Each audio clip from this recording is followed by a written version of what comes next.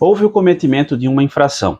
O veículo é seu, mas nem estava com você no dia. Outra pessoa que acabou cometendo a infração em questão. E a dúvida que fica é: e agora? Quem é obrigado a pagar a multa?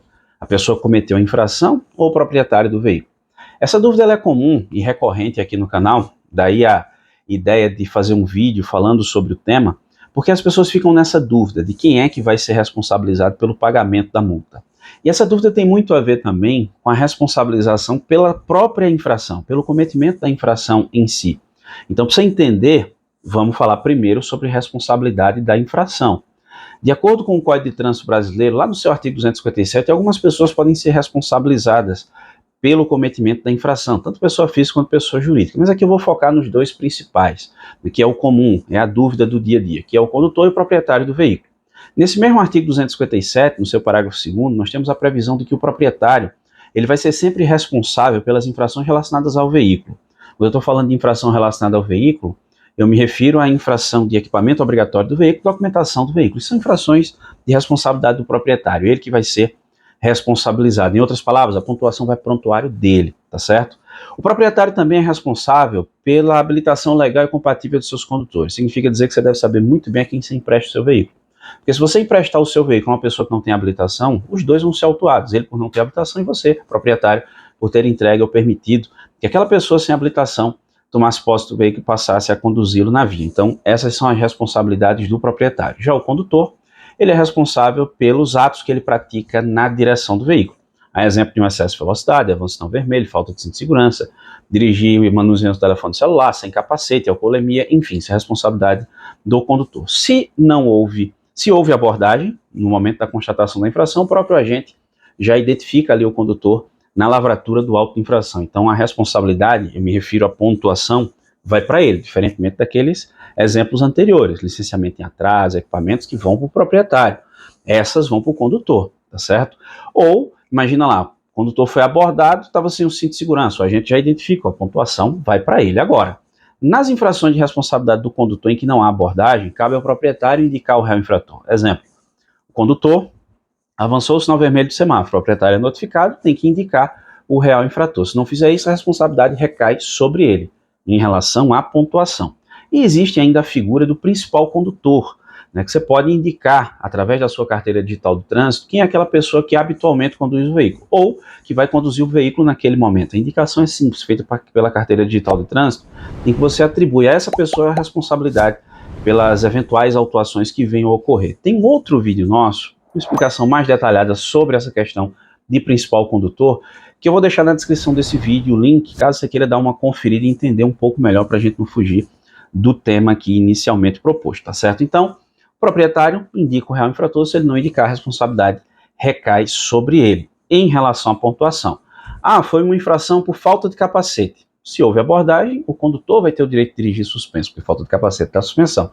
Se não houve abordagem, cabe ao proprietário indicar o réu infrator, porque senão ele conduzia, então a habilitação dele pode ser suspensa. Agora, em relação ao valor da multa, perceba que quando se refere à responsabilidade da infração, tem essa distinção. Condutor, proprietário, vai para um, vai para outro, mas o valor da multa, a responsabilidade pelo pagamento, legalmente falando, é do proprietário do veículo. Até porque a pontuação ou um processo de suspensão do direito de dirigir, como no exemplo de falta de capacete que eu mencionei, vai para a pessoa que cometeu a infração. Como regra, o condutor, né? O proprietário pode ser o condutor no momento ou pode ser responsabilizado pela ausência de indicação, né, do real infrator. Mas perceba que há uma distinção, vai para um, vai para outro. Valor de multa, não. Essa aí não vai para prontuário de habilitação, como o caso de pontuação ou suspensão de carteira. O valor da multa fica no registro do veículo. Então a responsabilidade é do proprietário em relação ao pagamento. E essa previsão legal, ela consta de forma expressa no parágrafo 3º do artigo 282 do CTB. Então a responsabilidade é do proprietário.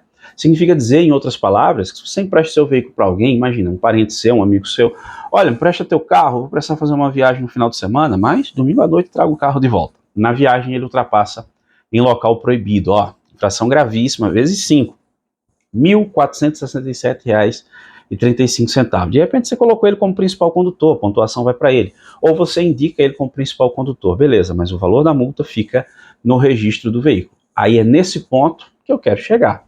você pode, obviamente, pedir o ressarcimento para esse cara. Até numa infração de alcoolemia, imagina, uma multa de R$ 2.934,70. Suspensão do direito de dirigir por 12 meses. Aí você, proprietário, já fica logo com medo. E essa suspensão vem para mim? Não, vai para ele. Ele não foi autuado? Prontuário dele. Agora, o valor da multa fica no registro do veículo. É claro que você pode pedir a ele o ressarcimento. Olha, tu me deu esse prejuízo, tu vai me pagar por esse prejuízo aí. Inclusive até cobrar judicialmente, dependendo muito da circunstância aí, mas você pode cobrar judicialmente, conforme o caso, tá bom? Mas ele tem que te ressarcir, ele pode te ressarcir nesse caso, porque o valor da multa vai ficar no registro do veículo. E tem uma consequência, né? Se esse valor de multa não for pago.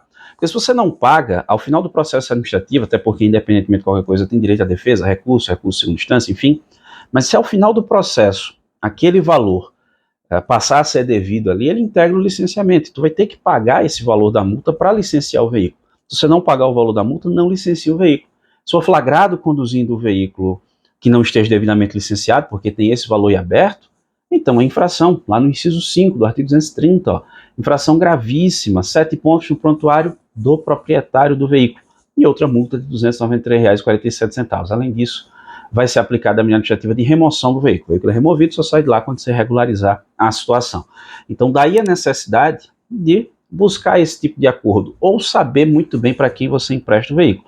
Caso aquela pessoa, ninguém é perfeito, cometa uma infração, que aquela pessoa tenha consciência de ser responsabilizada, receber a pontuação ou uma eventual suspensão do direito de dirigir e te ressarcir do prejuízo que essa pessoa está te causando. Mas legalmente falando, quem fica responsável pelo pagamento da multa é o proprietário, tá certo? Ele é quem precisa pagar o valor da multa. O órgão ou entidade de trânsito responsável pela autuação vai cobrar dele, apesar de que ele pode, como eu disse, pedir ressarcimento do prejuízo conforme o caso. E aí?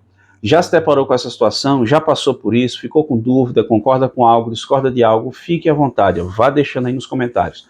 Você que nos acompanha aqui no canal Sala de Trânsito já sabe, deixou sua dúvida, a gente tenta te ajudar de alguma forma, trazendo aí algum tipo de informação a respeito daquilo que você está trazendo para a gente, tá bom?